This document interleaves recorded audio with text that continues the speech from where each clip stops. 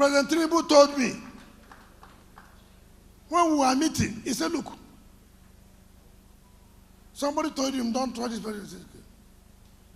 Politics and betrayal are the same mother and father.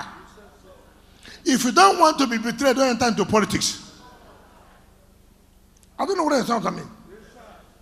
So don't bother that anybody betrayed you. If you're in politics, betrayal and politics, that is the same mother and father. So don't bother. Prepare yourself that it will happen. Prepare yourself. Someone has seen most of you, you go, I can't believe this will happen. Where do you go? I found one good whiskey and I drink. This was not prepared. I am fully prepared because I know. That's what President Tinubu taught me. He said, look, if you don't want to be betrayed, don't enter politics.